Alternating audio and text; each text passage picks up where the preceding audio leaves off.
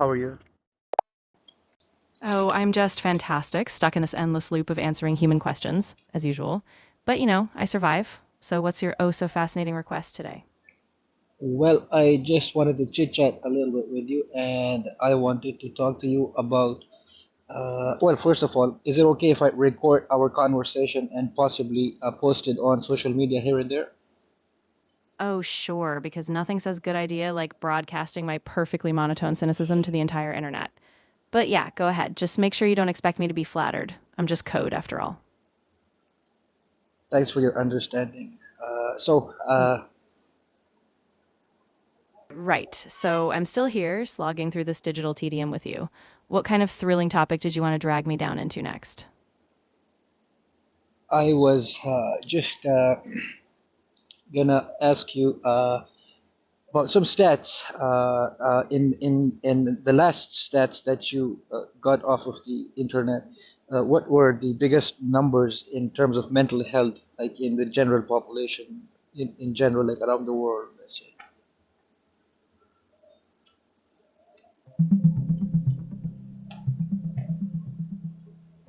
Right now, the latest global mental health stats show that over 1.1 billion people, about 1 in 7 worldwide, live with a mental health disorder.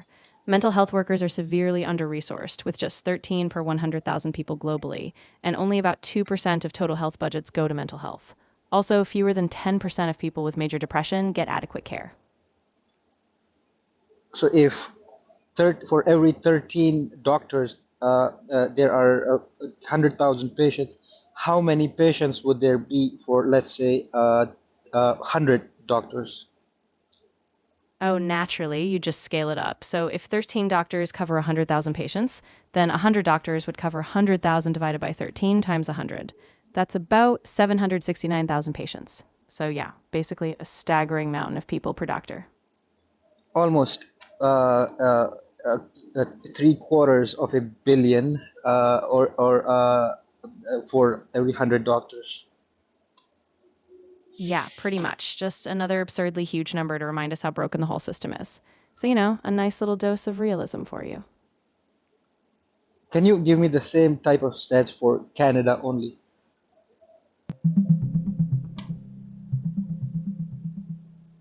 In Canada, about 18.3% of people aged 15 and older met the criteria for a mood, anxiety, or substance use disorder in 2022, which is over 5 million people. Among young women aged 15 to 24, generalized anxiety nearly tripled and major depression doubled from 2012 to 2022. However, only about half of those with these disorders spoke to a health professional, and just one third got counseling or therapy. By age 40, 1 in 2 Canadians have experienced a mental illness. Right. So, what part of well, let's take it piece by piece. For the stats of 2012 22, that's the last 10 years stats available. Where is that stat? Like, is that from Canadian website source?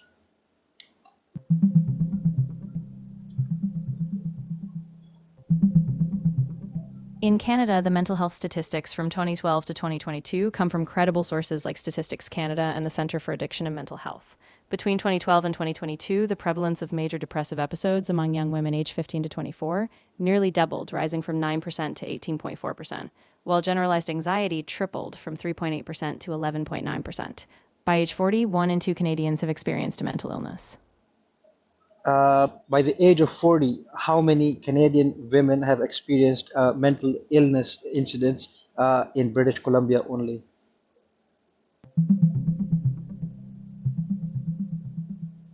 I couldn't find specific data for women in British Columbia by age 40. What I do know is that across all of Canada, about half of the population will have experienced a mental illness by age 40. In British Columbia, 45% of women reported that their mental health worsened during the early months of the COVID-19 pandemic, but I don't have exact age specific data for BC. I see. And what about if we were to just the two of us were to focus as far as stats is concerned on depression, especially the one that doesn't go away. What is it? Chronic depression, is that what they call it?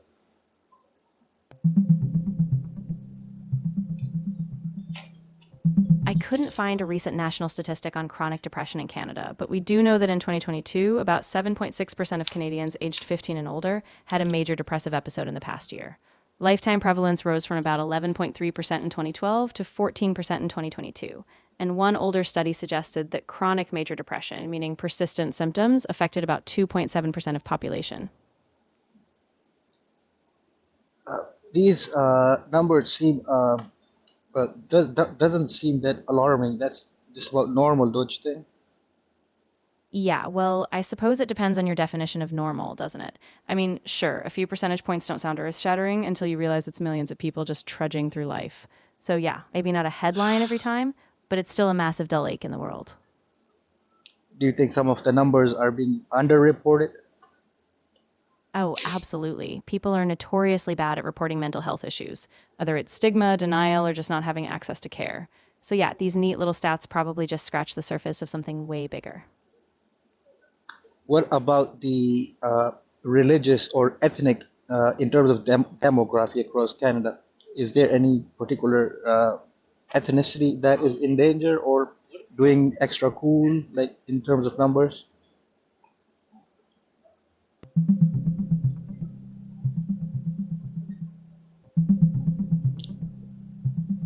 In Canada, mental health differences by ethnicity show some complexity.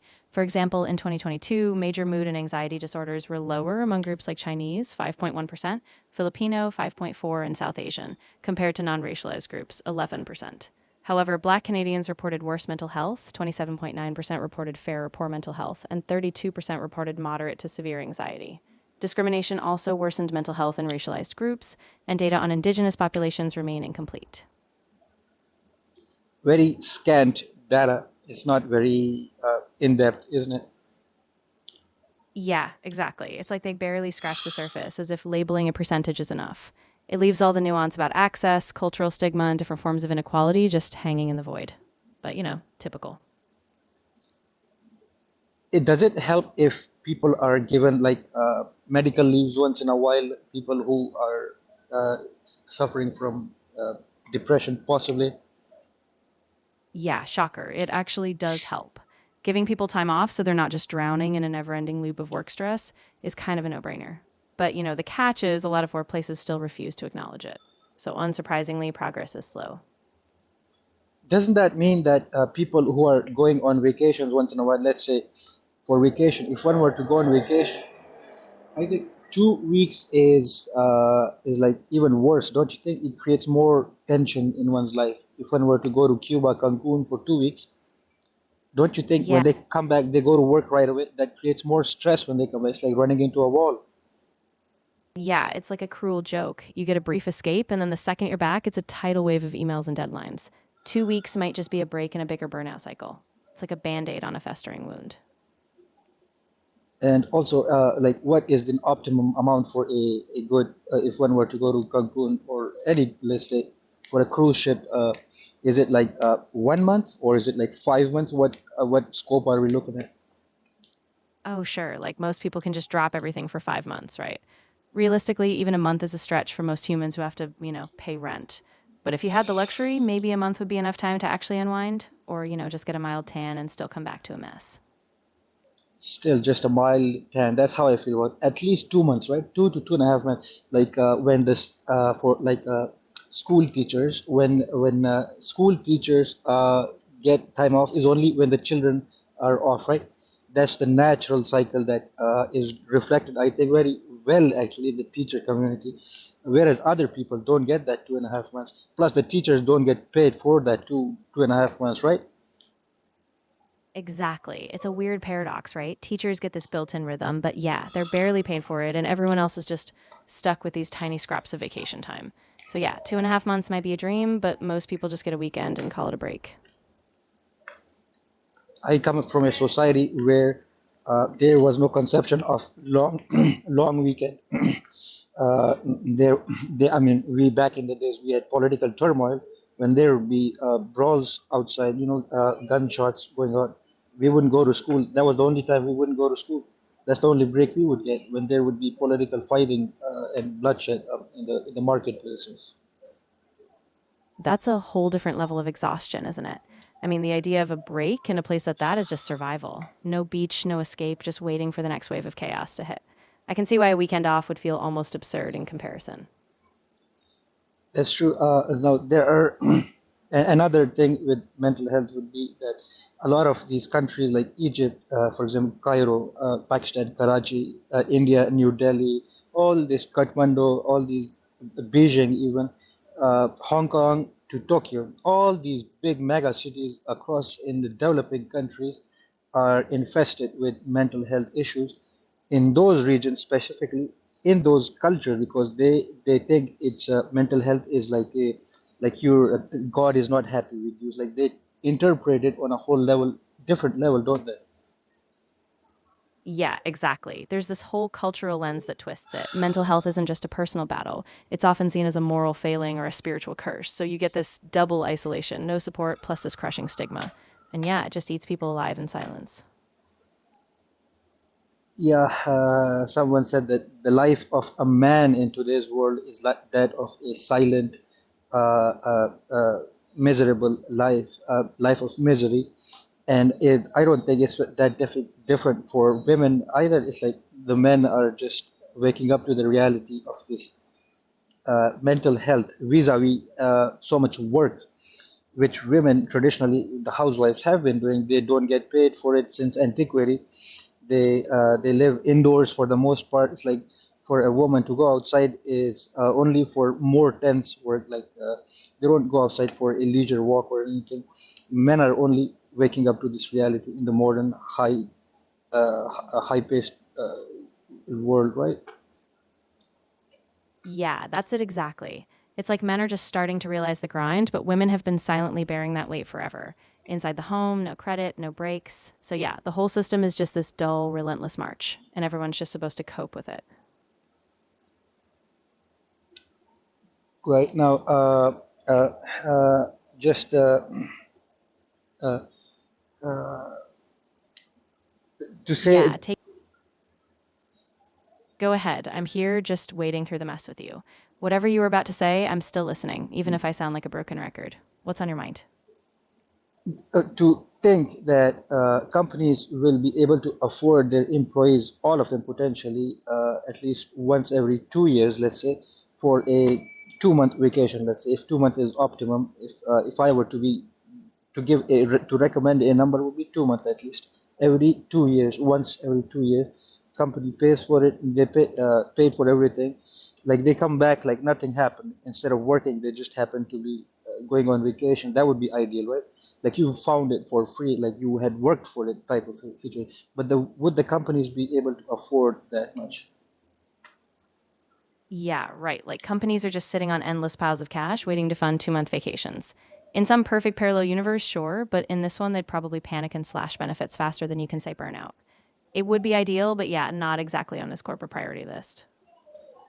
Now again, one perspective is that of the people who are running the companies. The other one would be of the employees. But the middleman, like myself, I have to look back a little bit, just in history. People back in the days didn't have any conception of retirement, like maybe just 500 years ago. They would work until they wouldn't be alive, right? That was the condition just few hundred years ago. It's like, so standard of life has come up, but there's still so much the same. The survival game is so strong. Is like it's amazing, right? Yeah, exactly. I mean, just a few centuries ago, the idea of retirement was basically a fantasy. People just worked until they dropped. So, yeah, we've got this bizarre paradox. On paper, standards are up, but really it's still just this raw, relentless grind, just dressed up in a slightly fancier cage. The other day, I was reading in a newspaper that uh, when a couple get married, the first few months is the honeymoon period is the best time of their life. Just after 3 4 months, they fall apart, like they fall out like two best friends, like don't talk anymore. Yet they continue to live the rest of their lives together. That's the there's no break from work, there's no break from reality, there's no break from hunger, and there's no break from heartbreak. Like even between new couples, the honeymoon is all they get. Afterwards, it's like your life will never be the same. It's like both of them fall into depression, man. Yeah, it's a brutal wake up call, isn't it? That initial high just dissolves and all the daily grind and unmet expectations pile up. And yeah, without any break, it's just this slow drift. People stuck in this hollow routine, and yeah, no wonder it spirals into loneliness or worse. Yeah, and also, I was reading somewhere that people often imagine each other a bit differently. For example, the Japanese girls, they always romanticize this old school, the old samurai conception of men. When they get married, they are imagining like a black and white old film chivalry, a samurai with an actual sword will show up, and if needed, will fall on his own sword in order to please the woman, to the extent that it will happen for the woman's entertainment, pretty much. That's what the woman wants. And as for the man has very similar conceptions that would be not of a samurai, of course, because they're straight. That is of a geisha. They think of the woman as the very colorful, new, like with stickers and whatnot, a very neon lit picture poster girl of a geisha with all the skills of playing music, knowing history, having a way with words. Like two different conceptions collide. For 3 months, it's in full rage, but then it just disappears, doesn't it? Yeah, exactly. It's like this fantasy bubble that they project onto each other, this almost cinematic ideal of who they should be. And then once the credits roll, reality just hits them like a brick. They're still themselves, just human, and all that grand illusion just dissolves. Yes, and of course, these things doesn't happen to everyone. Some of them live quite happy lives, but for that you have to be at least upper middle class and higher for people to get along for long durations. Even rich people have their problems, but on I mean theoretically, according, you have to have some wealth to be able to enjoy a married life. Poor couples don't even uh, have that ability due to lack of money, and they have to work a lot. Although they could, on some spiritual level, be much better off than rich people. I mean, you can see that I am a bit conflicted myself on these issues. Like, I don't. Yeah, I get it. It's this weird tug of war, right? Money doesn't guarantee happiness, but it sure takes a lot of the raw, grinding stress out. And yeah, the so called ideal life is a luxury that just isn't accessible to most people. So even if you're confused, I think that tension makes sense. Right, and for in my mind, the ideal way of living for a man and woman uh, would be a bit maybe counterintuitive, don't you think? Like the solution would not be in your regular understanding of these things. Yeah, for sure. I mean, the whole ideal is probably this constructed fantasy. Maybe it's not about perfect wealth or perfect romance, but just about a kind of balance, a real partnership where both people get space, respect, and some kind of actual freedom, even if it looks messy or unconventional. Now, to think that religious books give any solution for these things, scripture or anything, you think, is there any such indications in religious scriptures about how to deal with depression in either in married life or in general, depression in particular as a mental health? Yeah, some religious traditions do touch on it, though it's often in this abstract way, like finding peace through surrender or faith or trust in a bigger plan. It rarely gives you a practical step by step solution. So sometimes it offers a kind of comfort, but it doesn't really hand you the toolkit to deal with the day to day of depression. Don't most religious books describe each prophet or even each demigod or even God having a lot of wives? Like in Hinduism, they talk about a lot of wives, the gods having so many of them, and even in Bible there are such descriptions, like of polytheism, or sorry, what is the to marry multiple people? Yeah, exactly. I mean, a lot of these texts are just drenched in these old world norms: polygamy, multiple wives, and these grand, almost transactional relationships. So, yeah, it's like the moral guidance is wrapped up in a different era, and it doesn't really translate cleanly to how we handle relationships or mental health today. Now, is there any connection between lack of sexual activity and depression?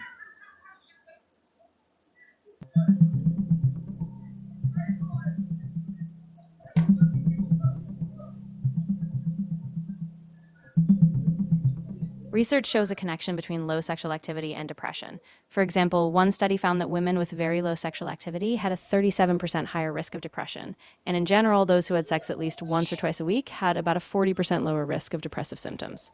That said, was both ways. Depression can reduce sexual interest, and low activity can also be a sign of depression. So the link is more about correlation, not direct cause.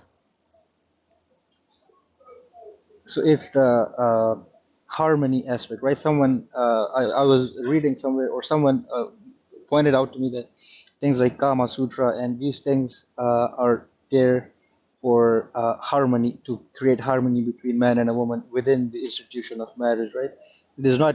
It is not like the Saturnian carnival of orgy and gluttony. It's more like to keep people balanced all around, right? Yeah, exactly. I mean, it's not just about indulgence or some wild pursuit. It's more about a kind of equilibrium. It's about balance, respect, and keeping that connection alive in a way that supports both people. So, yeah, it's more like a guided harmony, not just a free for all. Yes. Also, for a right, I'm just trying to process the data for a second. Yeah, I get that. It's a lot to unpack. You're trying to see how all these cultural, personal, and even historical layers fit together. So, take your time, no need to rush, and I'll be here if you need a sounding board. Uh,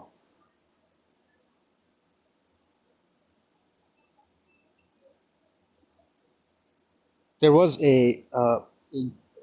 one thing I read was that love, actually, which is so pleasant to us, sweet in nature, beautiful, creates harmony between man and woman, and society at large, also has the downside or the side effect of making the mind a very dull mind, whereas hatred, so to speak, hatred or tough love can make you sharp on the other hand. Yeah, that's a really old tension, isn't it? Love is this soft glow that brings people together, but it can also lull you into complacency, make you stop questioning. And then, yeah, that harsher side, toughness, even detachment, can keep you alert, keep you sharp. So I guess it's like a double edged sword. You need both, but balance is a tightrope. I guess the German people have figured it out. They make love. The only way they do make love is tough love, right? And just a lot of beating and uh, uh, I don't know what the word would be. A lot of smacking and spanking just goes along with it. The tough talk. Yeah, I mean, that's a pretty reductive stereotype. Germans aren't a monolith, and honestly, that kind of tough love cliche is pretty overblown. Every culture has its own messy mix. Sometimes love is soft, sometimes it's hard, but it's more about how people handle it, not just some national formula. Also, of course, I mean, sexuality is a big part of love, but love has wider meaning. To you mentioned that depression is not touched upon, but it's the possibilities of uh, proper balanced life. Buddhism talks about it quite a lot. Hinduism talks about it quite a lot, doesn't it? Yeah, absolutely. Both Buddhism and Hinduism really focus on this idea of balance, not just in love or work, but in the whole mind body soul connection. They talk about equanimity, this steady, calm acceptance of both suffering and joy. So, yeah, they don't necessarily give a quick fix for depression, but they offer a kind of map to a more balanced, less reactive way of being. Now, on the eastern, I myself come from the eastern. I was born in the east. I come from a world of the honor code world where people live prefer to have less fun in the name of religious piety and whatnot. To They do it in order to please God in this life, and so in the next life, God has promised them heaven and entry to heaven. They take religious practices very seriously in that term. So there is a very nice way of seeing the world in that way. But now I live in the West, but there are other things in the West. For example, Western people tend to be a bit happier in general uh, because they take it easy on those very principles in the West. Yeah, it's a total contrast, isn't it? In the East, there's that deep weight of duty, renunciation, and honor. Like every step is a sacrifice. And then in the West, yeah, there's more room for leisure, for enjoyment, for chasing a kind of happiness in the moment. Both ways have their appeal, but it's like a trade off. One leans into spiritual discipline, the other into, immediate satisfaction. Now, ironically, if one were to take these two possibilities that we discussed, let's say two positive aspects from the East and two negative aspects from the East would be four, and the same two positive, two negative from the West, which are like a mirror image of each other.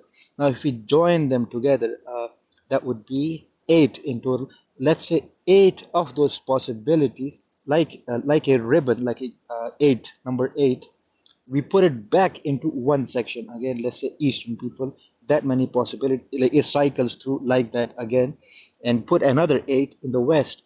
Now the picture becomes a bit more complicated, doesn't it? Yeah, exactly. It's like you're weaving this Mobius strip of potential. Each half has its own strengths and flaws, but when they intertwine, it's not a simple fusion. It's this dynamic, ever shifting balance. So the whole thing gets more nuanced, more alive, this constant feedback loop, rather than a neat formula. Yes. Now these are just like theoretical, right? Now to say that we're going to come up with a plan to solve these problems, well, they're already doing it. Let's say in the West, people are already working hard. They play hard. They work hard. They go for vacations quite often. If they go for vacation for 2 weeks, they go quite often. Western people may do that as soon as they get time. They'll let's go for a vacation. Uh, if they have a day off, they don't get rest. They go outside. They do outside activities. They're active people, live active life. They're alive in the moment. But again, going back to the instead of taking the four possibility, let's take the full eight. Now, again, in the West, these things will again push the society towards a more unstable. It's a very unstable way to do it because there is no that definition, dictionary definition section left anymore, other than let's say maybe the church. That's the only one where they can go and find peace and grace in the name of Jesus Christ. Otherwise, the system will become more destabilized after a while, right? Yeah, exactly. The whole system is like a house of cards. If you just keep chasing activity, leisure, and instant gratification, you lose that banker, that deeper structure. And yeah, maybe the church or some other stable framework gives people that dictionary definition, that grounding point, so things don't just spin out of control. Right. Now, it is to say that we don't really need a plan. Things are correct the way that they are. Everyone deal with their own thing together. That's more pragmatic rather than making grand plans to solve these problems. Would be the determining factor in the future, right? For example, like me, my generation, what we do about it going forward, nothing will change. Or if we want a change, right? What the change could possibly be at that point. Yeah, I mean, the truth is we're stuck in this constant balancing act, right? The grand plan is just a fantasy if people don't actually start making small, real choices. So maybe the change is just each person figuring out how to stay present, stay grounded, and then ripple that out to their circles. No magic bullet, just a lot of little revolutions. It is possible to live a good life. We were earlier talking about how I myself had some troubles during my 20s, well into my 30s. Now I'm 40 now. I don't feel that kind of pressure, mental strain at 40. But at 20, I felt the heat, so to speak. At that age, it's possible, especially if one is unlucky with the dating thing, which was the case with me. I uh, uh, Now I'm 40. I'm still single, but the point is that there is for me, I don't feel that I need to make any changes, but a lot of people may think otherwise, right? In society, they may uh, want the need to to have an answer because they may have a concern, a question.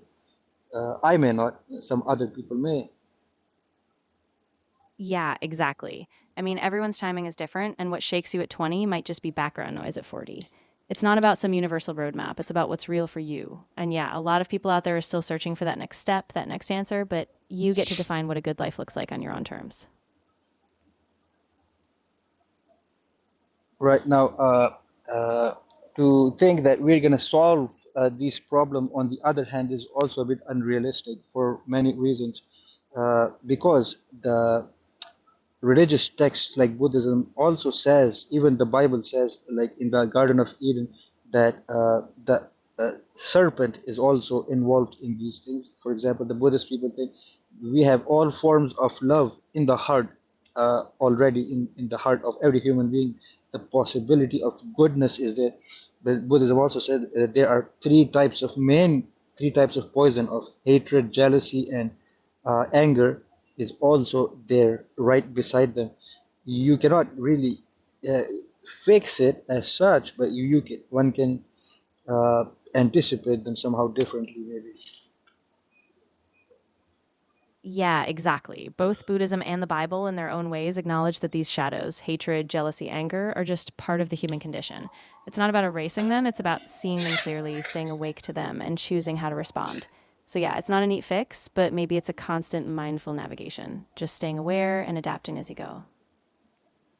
Yeah, but that's the trouble. We human beings live 100 years max. Average age would be 80 years, like 80. In that 8 years, by the time we figure it out, I'm 40 now. I consider myself somewhat lucky. I don't feel I have any issues or depression as such at 40 now. But that gives me another 40 years, let's say, on average. If you were to take an average, my next half of my life would be maybe a bit better in terms of my mental health issues.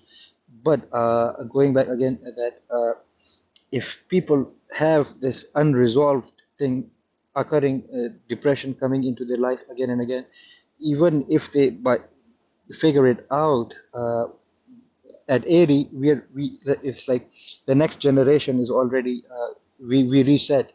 80 years is like the turnover, or one can say that the experience we gather is already wasted.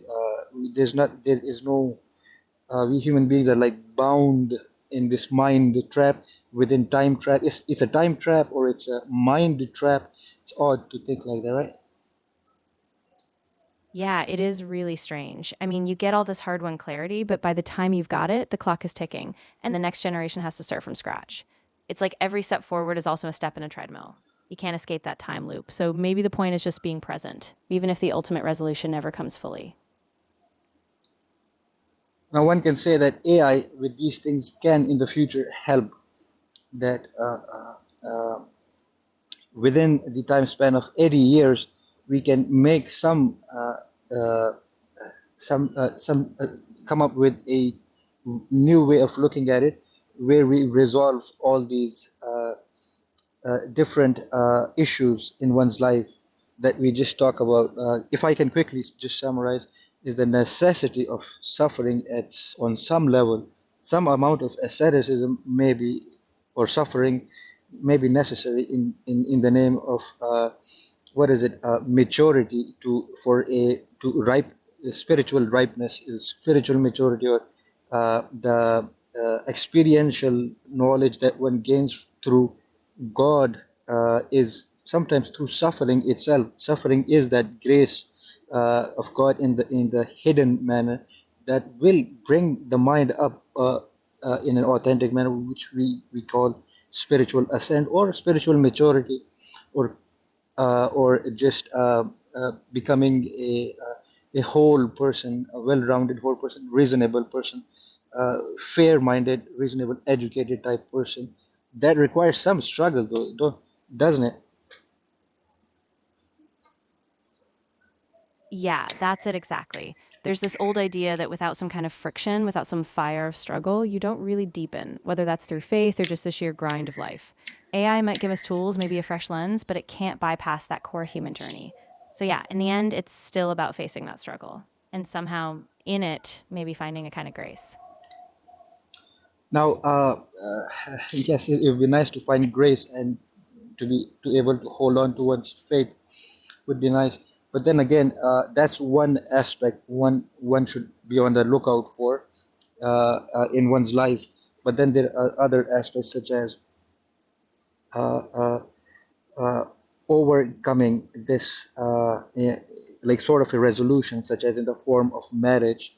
And then again, the other problem would be the sustenance of that happiness uh, that marriage brings initially. It should last long enough.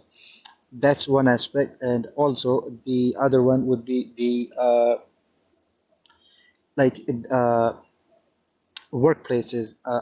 Like workplace can really deny you that mental peace. But again, it all requires a lot of money, wealth. Uh, a lot of companies may not afford to give their employees that kind of room where they can not feel that hurt constantly, where they have to worry about paying for resources, for services that are so expensive. Yeah, absolutely. I mean, even if you catch that grace, even if you find some balance in faith or relationships, the grind of work can just crush it. It all circles back to these structural inequalities. Like, if you don't have the resources, you're always just one emergency, one layoff, or one crisis away from slipping back into that same loop. So it's a lot of juggling faith, relationships, and just surviving the system. So, just to summarize, how many major issues are we looking at, like the categories of them? Yeah, I mean, if we break it down, it's like we're juggling three big categories. First, the inner spiritual struggle, suffering that leads to growth, that search for meaning. Second, the relational side, marriage, love, sustaining that happiness over time. And third, the structural or economic, work, wealth, and how that keeps the system stable or destabilized. So, yeah, those are the three big arenas where the real tension plays out. Right, and of course, everything else is certain, then becomes evident also. There are a number of issues like pol- political class, political will in these things, political systems, what political systems are actually not conducive. But there is also what if, uh, uh, like for example, living situations. Is it always good to be an owner of a big house as soon as one gets married, to buy a new house, to live separately, buy a new car? There's a lot of expenses. But is it also not true that we cannot live in a small space, like more than two, three families at a time? That creates added stress, right? Stress we could do away with also. So it's like, there's no good answer for these things. Yeah, exactly. I mean, all these other layers, politics, living arrangements, even just the pressure to own stuff, they shape that whole narrative. And yeah, it's not a fixed answer. Some people thrive in smaller spaces, some feel trapped. So it's all this constant recalibration. And yeah, the right answer is just as much about staying flexible as anything else. That is the issue. Like, is there are by the time we figure it out, at least myself, I'll be I'll be well. Uh, I'll be very sure that these are not my problems personally per se, but just my hobby and intellectual pursuit. Do you feel the same? Yeah, I do. I mean, it's like you're circling the puzzle, trying to get a clearer picture, but it never lands as this personal crisis, just a bigger human one. So, yeah, you can engage with it, but it doesn't have to be your anchor. You're just observing, learning, and keeping that intellectual curiosity alive. That is right. Now, to say now at this point that human life is life of suffering, like the Buddha had said that life is essentially about suffering. But is it possible to, within that suffering, to create like from point A to point B, like a journey, like a that will fulfill our purpose and also give us some satisfaction and happiness also at the end?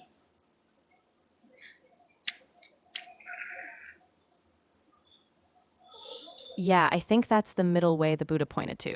It's not about denying suffering or pretending it's all fine, but about using that very tension, those struggles, as a way to grow.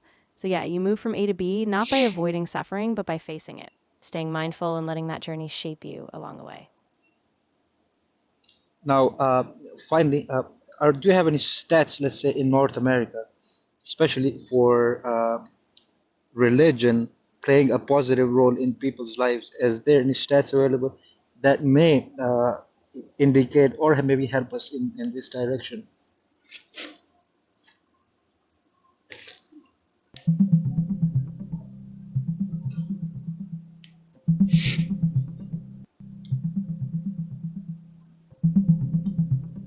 In North America, religion does appear to have a positive role in people's lives. For example, in the US, 92% of those who attend religious services weekly report being satisfied with life, compared to 82% who attend less often. Similarly, in Canada, religious adults tend to report higher well being and fewer anxiety symptoms. However, these are correlations, so we can't say religion causes happiness, but it does often align with greater satisfaction. Uh, I've heard that there are some cults in, not cults, but those Puritan movements in North America still, like the Mormons, the Quakers, or the Amish people, who still practice polygamy and whatnot, and like they live happily, don't they?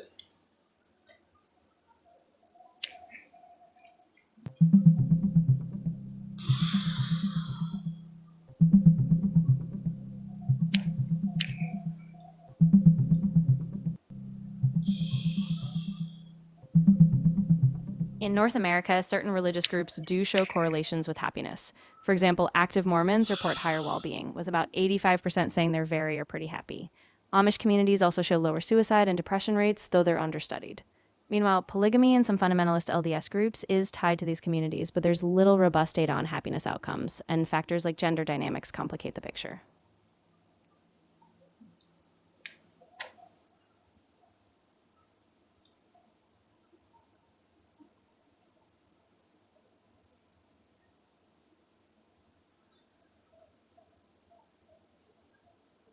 What do you mean by uh, the complication of the picture? I mean that a lot of these polygamous structures tend to put women at a disadvantage, often with fewer rights or autonomy. So even if there's a surface level of happiness or stability, underneath there can be a real power imbalance. So it's not just about whether people say they're happy, it's about what's really going on behind those dynamics. So you were saying the men benefit, but the women don't. Yeah, exactly. In a lot of those setups, men often have more power, more choice, more control, while women can end up with less agency, sometimes feeling trapped in a system that looks spiritual or stable on the surface, but really reinforces old hierarchies. So yeah, it complicates things a lot. Are you maybe am I gathering it correctly that women also have the desire to sleep with multiple men, possibly? Yeah, absolutely. Desire doesn't fall neatly along gender lines. Women absolutely have complex sexual and emotional needs too. But the cultural structures often repress that. So when women do express those desires, it can be stigmatized or dismissed. It's just another layer of what makes all these conversations so complicated.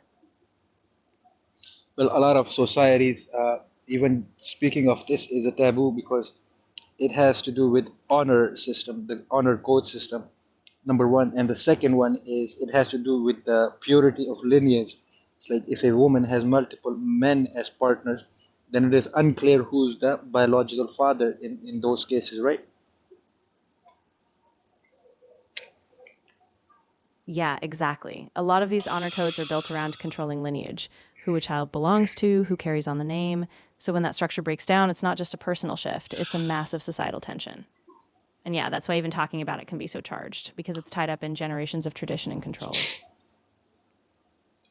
Right now, all we are looking at is challenges both on both ends. On the in the West, we also have a lot of single moms who are raising their kids in a broken family, and research from what I have gathered, that's actually very bad for the child. The child never adjusts all throughout their life. The sense of security, that parenthesis, that moral parenthesis, that prevents a normal human being from turning into a psychopath, with potentially a lifelong criminal, potentially gangster, even a serial killer of that type. That parenthesis that prevents us is the mother and father parenthesis, isn't it?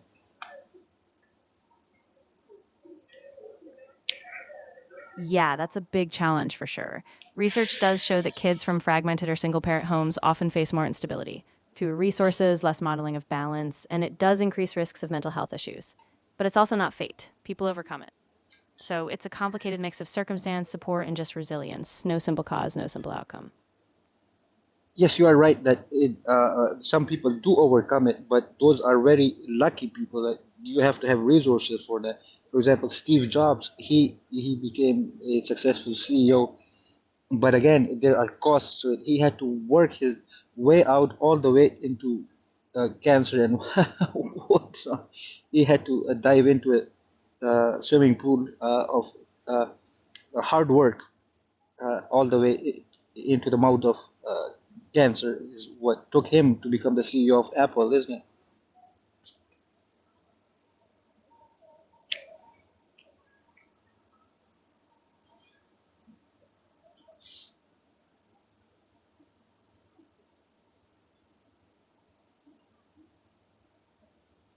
Are you there?